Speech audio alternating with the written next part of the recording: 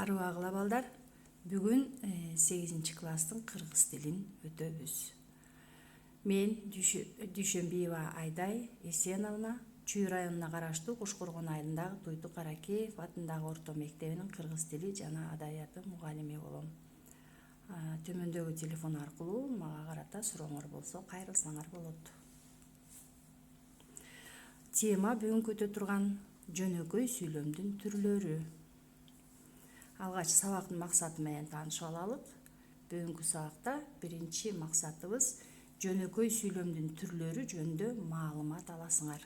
Экинчи, синтаксистик илиминдеги жөнөкөй сүйлөмдүн түрлөрү тууралуу билимдериңерди өнүктүрүп, тексттен жөнөкөй сүйлөмдөрдү айырып, таанып билесиңер.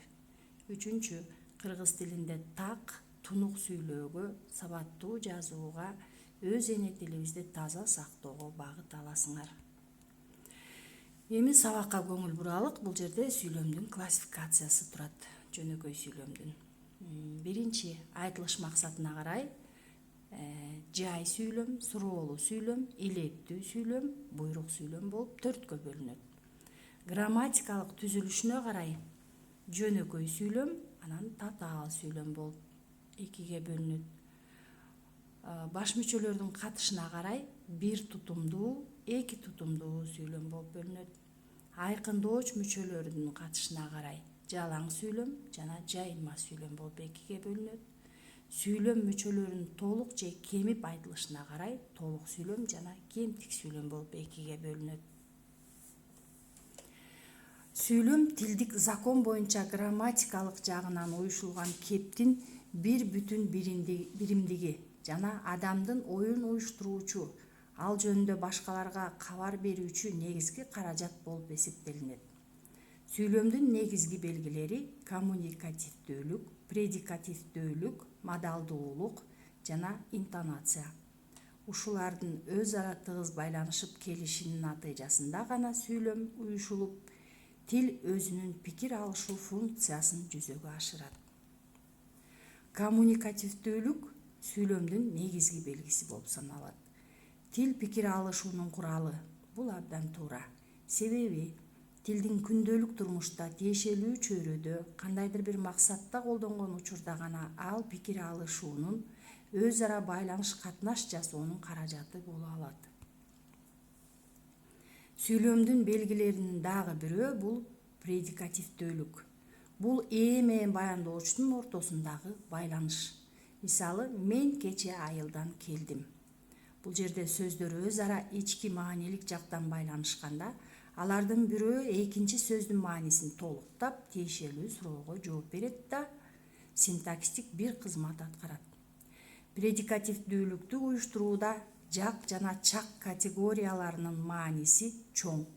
Сүйлөм аркылуу билдирип жаткан окуя, кыймыл-аракет, иш-аракеттердин баары белгилүү бир убакыт, мезгил жана үч жактын бирөө менен байланышуу болот. Ансыз белгилүү бир ойдун уюштурулушу мүмкүн эмес. Мисалы, биз шаардан келдик. Биз бул жерде биринчи жакта көптүк санда, келдик баяндооч биринчи жакта көптүк санда жана өткөн чакта. Дагы бир негизги белгилеринин бири бул модалдуулук. Сүйлөөчү адам ар кандай түзүлүштөгү сүйлөмдү колдонуп, айтылып жаткан ойго карата өзүнүн ар түрдүү мамилесин билдириши мүмкүн. Окуянын накта чындык экендиги же чындык эместиги, кыймыл-аракеттин жүзөгө ашаары же ашпай тургандыгы, же анын иш жүзүнө ашаарына ишенүү, үмүттөнүү, божомолдоо жана башкалардын баары сүйлөмдүн модалдуулук белгисин билдирет. Мисалы, мен туулуп өскөн айылыма барам. Бул жерде кыймыл-аракеттин чындык экендиги эчтин келээр жагы аркылуу билинип турат. Албетте, мен туулуп өскөн айылыма барам. Бул жерде айтылып жаткан ой бекемделип жатат. Үчүнчү, балким мен туулуп өскөн айылыма барам. Бул жерде айтылып жаткан ойго бүдөмүк, так эмес маани билдирилди. Төртүнчү, мен туулуп өскөн айылыма баруум керек. Бул жерде жоопкерчилик, милдеттүүлүк мааниси берилди. 5. Мен туулуп өскөн айылыма барсам экен. Бул жерде каалоо, ниеттенүү мааниси берди. Демек, сүйлөмдүн мадалдуулук белгиси дегенде айтылып жаткан ойго карата сүйлөөчүнүн мамилесин билүү керек. Сүйлөмдүн дагы бир белгиси бул интонация. Ал сүйлөмдү уюштуруучу, анын модалдык, эмоционалдык, экспрессивдик жагын көрсөтүүчү каражат жана кептин ритмикасы. Интонациянын жардамы менен сүйлөмдүн коммуникативдүү белгиси жүзөгө ашырылат. Интонация бул латын сөзүнөн сүйлөө, көтөрүңкү сүйлөө дегенди билгизет. Ал оозеки речке мүнөздүү, анын жардамы менен тиешелүү ойду жана ар түрдүү эмоцияны, сезимдерди билдирүүгө болот. Тактап айтканда, ыраазы болгондукту, нааразылыкты, кубангандыкты, өкүнүүнү, какшыктоону, мыскылдоону жана башкаларды билдирет. Интонациянын компоненттери катары төмөнкүлөр көрсөтүлүүдө. 1. Мелодика. Үн ыргагынын көтөрүңкү жана басыңкы кыймылы. 2. Басым.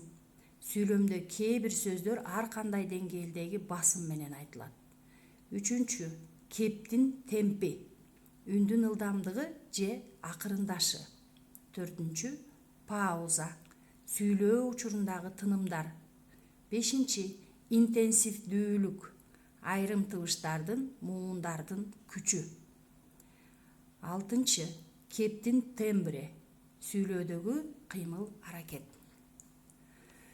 Интонациянын компоненттери катары төмөнкүлөр көрсөтүлүүдө. 1. Мелодика. Үн ыргагынын көтөрүңкү, басыңкы кыймылы. Бул жерде кайра кичинекей кайталап коелук, эсиңерде калсын. Басым.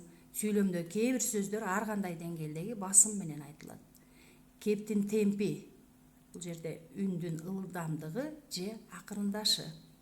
Пауза. Бул сүйлөө учурундагы тынымдар. Интенсивдүүлүк. Бул айрым тыбыштардын, муундардын күчү. Кептин тембри. Бул сүйлөөдөгү кыймыл аракет. Сүйлөмдүн айтылыш максаты жана грамматикалык түзүлүшү ар түрдүү. Алсак, айтылыш максаты боюнча жай, суроолуу, илептүү, буйрук сүйлөмдөргө бөлүнөт.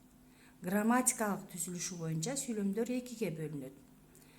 Жөнөкөй сүйлөмдөр жана татаал сүйлөмдөр.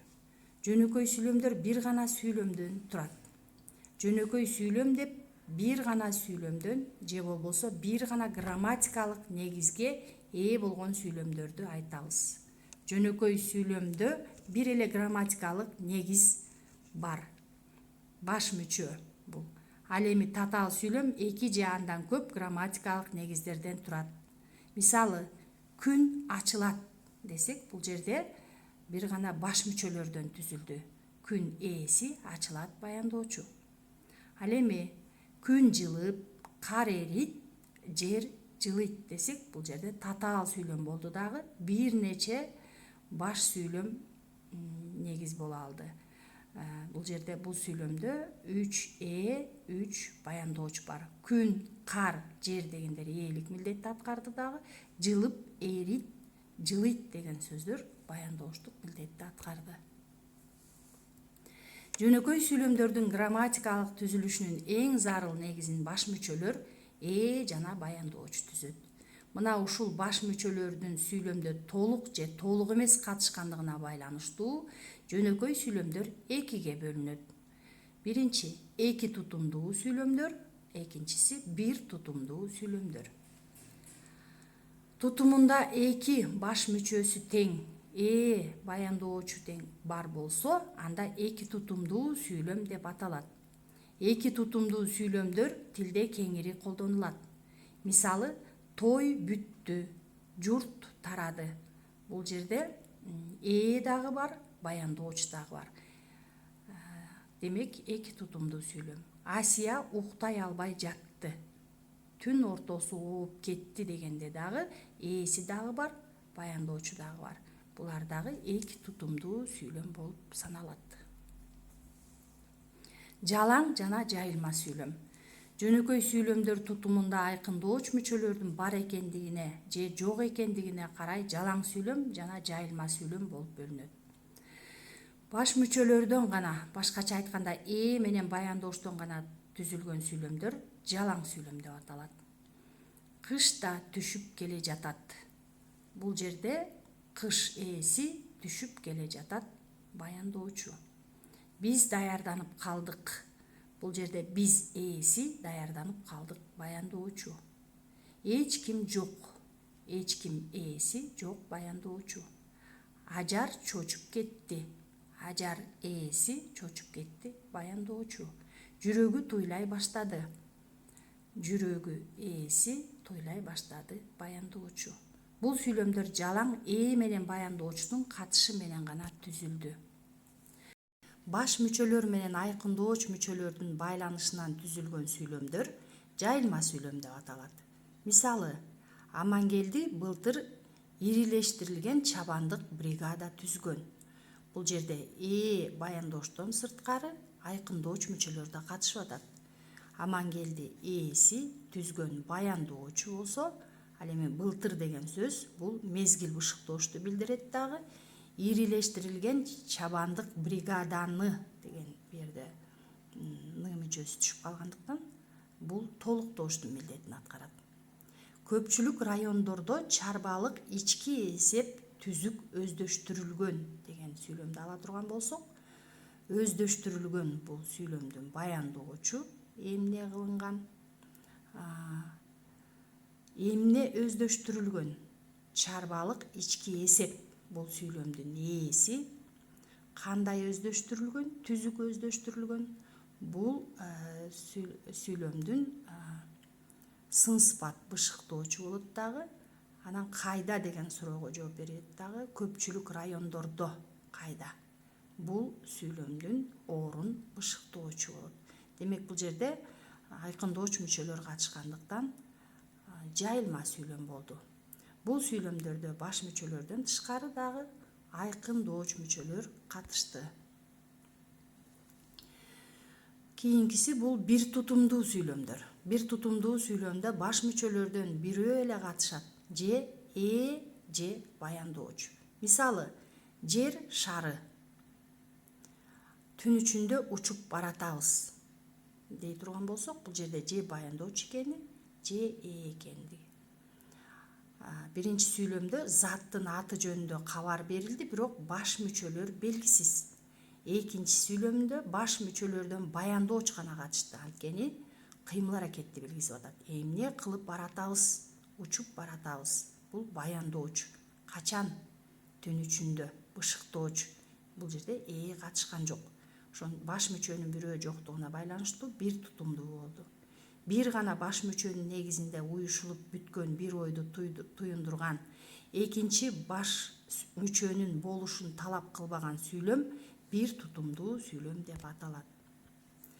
Кыргыз тилиндеги бир тутумдуу сүйлөмдөр семантикалык жана грамматикалык өзгөчөлүктөрүнө карай белгилүү жактуу, белгисиз жактуу сүйлөм, жалпылама жактуу сүйлөм, жаксыз сүйлөм, атама сүйлөм, кемтик сүйлөм, баяндоочу кыскартылган сүйлөм болуп бөлүнөт. Белгилүү жактуу сүйлөм. Бир тутумдуу сүйлөмдүн бир түрү сүйлөмдүн баяндооч мүчөсүнүн тобунан уюшулат. Сүйлөм тизмегинде грамматикалык ээси катышпайт жана аны катыштырып айтууга мүмкүн да болбой калган. Ушуну менен бирге белгилүү жактуу сүйлөм бир тутумдуу сүйлөмдүн башка түрлөрүнөн айрым белгилери боюнча айырмаланып да турат. Мисалы, белгисиз жактуу сүйлөмдө кыймыл аракеттин белгисиз кимдир бирөө тарабынан аткарылгандыгы сезилип турса, жалпылама жактуу сүйлөмдө кыймыл аракетти аткаруучу жак жалпыланган мааниде болуп, үч жакты тең ичине камтыйт. Жаксыз сүйлөмдө аракет кылуучу жак такыр эле белгисиз болот. Мисалы, малдын башын урдум, дүйнөнү сууга салдым, журт. Бул жерде маани жагынан өзара байланыштуу келген эки сүйлөмдө тең грамматикалык ээси катыштырылбай айтылган. Бирок баяндоочунун аягында биринчи жактын мүчөсү аркылуу аракет кылуучу жак биринчи жакты билдирүүчү мен деген жактама ататооч экендиги белгилүү болуп турат. Ээси катышпай баяндоочунун тобунан гана түзүлгөн. Бирок ээнин кайсы экендиги баяндоочунун аягында жак мүчөдөн белгилүү болуп турса да, анын сүйлөм ичинде катыштырылып айтылышы мүмкүн болбой калган бир тутумдуу сүйлөмдөр белгилүү жактуу сүйлөм деп аталат. Белгисиз жактуу сүйлөм. Бир тутумдуу сүйлөмдүн айрым бир түрлөрүндө кыймыл аракетти аткаруучу грамматикалык ээси сүйлөмдүн мазмунунан ачык эмес, бүдөмүк эсептелип турат да, сүйлөмдүн структуралык негизин үчүнчү жактагы этиштик баяндоочу жана аны менен байланышып келген айкындооч мүчөлөрү түзөт. Мисалы, баяндоочтун тобу. Мисалы, жаңы тигилген көчөттү сындырып кетиптир. Биздин чарбада аны алдыңкы саанчы катары билишет. Бул сүйлөмдөр үчүнчү жактагы этиштик баяндоочтун жана ал баяндооч менен байланышып айтылган айкындооч мүчөлөрдүн баяндоочтун тобунун катышуусу менен уюшулган. Бул эки сүйлөмдө тең баяндооч билдирген кыймыл аракетти аткаруучу грамматикалык субъект жок, ал ачык көрсөтүлгөн эмес жана аны конкреттүү көрсөтүүнүн зарылчылыгы да жок. Демек, грамматикалык ээси катышпаган жана баяндоочу билдирген кыймыл аракетти аткаруучу жак белгисиз бирөө экендиги оюбузда бүдөмүк элестетилип турган сүйлөм бул белгисиз жактуу сүйлөм деп аталат. Жаксыз сүйлөм. Жаксыз сүйлөм да бир тутумдуу сүйлөмдүн бир түрү. Жактуу сүйлөм сыяктуу бул сүйлөмдө да ээ катышпайт, баяндооч гана бар. Кыскасы, ээнин таптакыр жок болушу сүйлөмдүн негизин жалгыз гана баяндоочтун түзүп турушу жаксыз сүйлөмдүн өзгөчөлүгү болуп саналат. Грамматикалык ээси жок жана анын болушу да талап кылынбаган сүйлөмдөр жаксыз сүйлөмдөр деп аталат. Мисалы, күндүз ызаатта, түндө кызматта. Уулду төрөйт, уятын кошо төрөбөйт. Бул жерде баяндооч үчүнчү жактагы этиштен же башка сөз түркүмүнөн болот. Атама сүйлөм. Кубулуштарды, окуяны, мезгилди, орун мейкиндиктин аттарын атоо иретинде айтылган бир тутумдуу сүйлөмдөр атама сүйлөм деп аталат. Мындай сүйлөм атооч жөндөмөсүндөгү сөздөн жана сөз айкашынан жасалат. Мисалы, түпсүз талаа. Канча караган менен уч кыйрына көз жетпейт. Түн. Ай жарык. Бак жактан музыканын үнү угулат. Мында атама сүйлөмдөр түпсүз талаа эмне орун мейкиндик, түн эмне жаратылыштын мезгили, ай жарык кандай кубулуштун атын билдирди. Атама сүйлөмдө аны менен байланышта айтылган сүйлөмдүн мааниси зор. Анткени ал аркылуу атама сүйлөмдөгү ой андан ары улантылат, тереңдетилет. Мисалы, согуш. Согуш дегенин кан төгүү, жакырчылык, кайгы, моң. Бул жерде атама сүйлөм мүчөлөрүнө ажыратылбайт. Сүйлөмдүн бул түрү көркөм адабияттарда кеңири колдонулат. Алсак, согуш деген атама сүйлөмгө андан кийин улантылган, ой тереңдетилген сүйлөм. Согуш дегенин кан төгүү, жакырчылык, кайгы, моң деген сүйлөм улантылып жазылды. Кемтик сүйлөм. Кемтик сүйлөмдүн баш же айкындооч мүчөлөрүнүн бирөө же экөө айтылбай калган, бирок анын кайсы сөз экендиги контексттен, жалпы жагдайдан белгилүү болуп турган сүйлөм кемтик сүйлөм деп аталат. Сүйлөмдүн бул түрү өзгөчө ооз-эки кепте жана көркөм адабий чыгармаларда көп кездешет да, ойду кыскача, эркин жана көркөм баяндоого мүмкүнчүлүк берет. Кемтик сүйлөмдөрдүн колдонулуш тагдыры дайыма өзүнүн алдындагы толук сүйлөм менен, контекст менен, кемтик жагдай менен тыгыз байланыштуу болот. Мисалы, бул тайдын эмнеси артык экен? Жорголугу. Кемтик сүйлөмдөр түзүлүшү боюнча 4кө бөлүнөт. Сүйлөмдүн ээси айтылбай калат. Бүгүн жыйналыш болобу? Деген жерде ээ жок.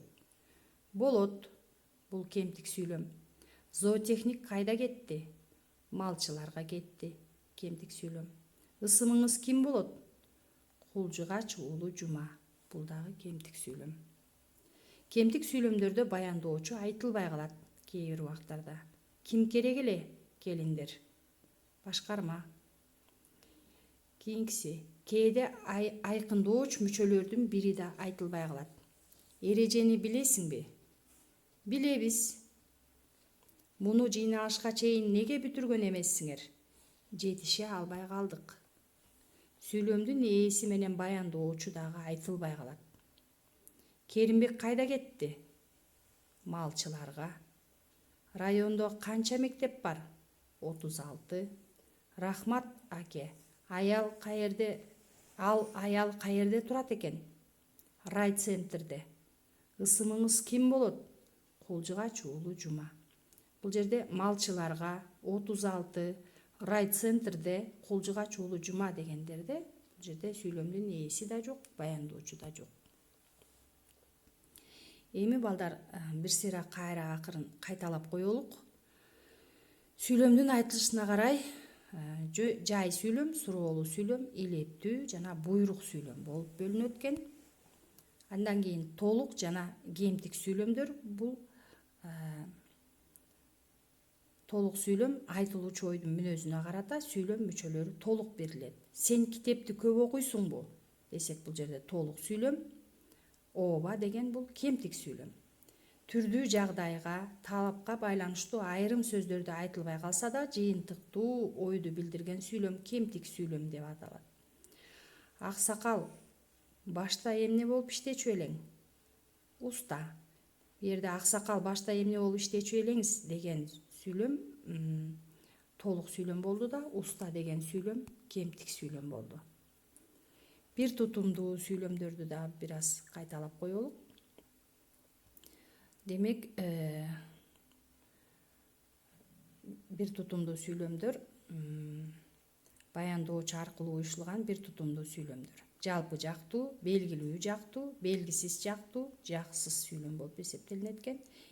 Аркылуу уюштурулган бир тутумдуу сүйлөм бул атама сүйлөм болот экен. Жалпы жактуу сүйлөм бир тутумдуу сүйлөмдөгү кыймыл-аракет же кыймыл-аракетке байланышкан түшүнүктөр мазмуну боюнча бардык жактарга бирдей жалпы мүнөздө болсо, жалпы жактуу сүйлөм деп аталат. Мисалы, ата-энеңдин баркын жок болгондо билерсиң. Акылдуунун сөзүн ук, оозуңду ачканча көзүңдү ач.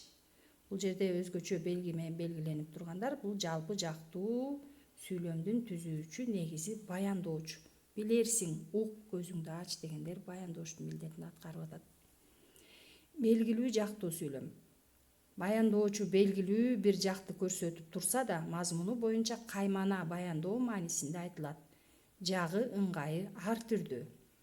Дараметиңди байка. Ошого карап колуңда болгонуңду жумша. Элдин ынтымагынан чыкпа.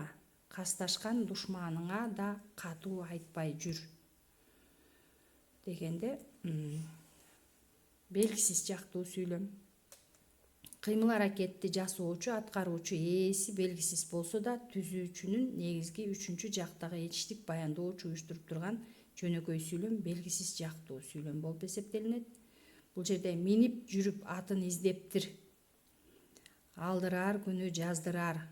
Ысык көлдүн дарылык касиетине суктанып жүрүшпөйбү дегенде, издептир, жаздырар, суктанып жүрүшпөйбү дегенде кайсыл жак экени белгисиз болуп жатат. Жаксыз сүйлөм. Аракет кылуучу жагы болбогон, сүйлөмдүн бардык белгилери баяндооч аркылуу берилип турган сүйлөм жаксыз сүйлөм деп аталат. Кары адамга катуу айтууга мүмкүн эмес. Жаактуудан кепшебес, аркалуудан оонабас. Мындан артык болбойт, болууга мүмкүн эмес. мүмкүн эмес, кепшебес, оонабас дегендердин дагы жагы белгисиз. Атама сүйлөм жогоруда айтып өттүк. Түн, ай жарык, бак жактан музыканын үнү угулат дегенде бул жерде мезгилди, орунду белгисип атат. Жылт жулт, тарс тарс деген бул табышты, элести белгисип жатат. Эми балдар, сабагыбызды жыйынтыктайлы. Демек балдар, биз бүгүн жөнөкөй сүйлөмдүн түрлөрүн билдик. Анын ичинен биринчи сүйлөмдүн негизги белгилерин билдиңер. Экинчи интонациялы сүйлөмдө келүүчү интонациялардын түрлөрүн билдиңер. Үчүнчү сүйлөмдөрдүн айтылыш максатына карай бөлүнүштөрүн кайталадык. Анткени биз муну мурда эле билчүбүз. Төртүнчү баш мүчөлөрдүн катышуусуна карай бир тутумдуу, эки тутумдуу болуп бөлүнөрүн билдик. Анан айкындооч мүчөлөрдүн катышына карай жалаң сүйлөм, жайылма сүйлөм болуп бөлүнөрүн билдик. Алтынчы бул бир тутумдуу сүйлөмдөр белгилүү жактуу, белгисиз жактуу, жаксыз, атама, толук кемтик сүйлөм болоорун билдик. Эми тапшырмага көңүл бургула балдар. Бул биздин бүгүнкү сабагыбыз маалымат сабагы. Биз жогоруда айтып өткөн ар бир сабакты өзүнчө айрым өтөбүз. Демек балдар, бүгүнкү сабакта силерге тапшырма. Чакан текст алсаңар болот. Көркөм адабий, колуңарга тийген көркөм адабий китептин бир бетин ачып, ошондон силер бир 5 сүйлөм тандап алгыла. Жөнөкөй сүйлөм болсун ал 5 сүйлөм. Анан ошол сүйлөмдөр кандай сүйлөм экен? Мына ошону талдаганга аракет кылгыла. Балдар, буриме түзгөндү үйрөнөбүз. Алгач окшош сөздөрдү саптын аягына жазып алабыз. Мисалы, туу, куу, тил, бил деген окшош сөздөрдү жазып алдык дагы, анан саптын башына ушул сөздөргө ылайык келген маанилерди коебуз. Желбиреди кызыл туу, көлгө келди ак куу, сүйүктүүбүз эне тил, сен ошону бил. Мына көрдүңөрбү балдар? Алгач уйкаш сөздөрдү жазып алып туруп, анан кийин саптын башына маанилерин койсок, мына ушундай 4 сап ыр пайда болот. Мына ушундай буриме түзгөнгө аракет кылгыла. Мына ушу менен балдар сабагыбызды аяктадык. Көңүл бурганыңарга чоң рахмат. Сак саламатта болгула.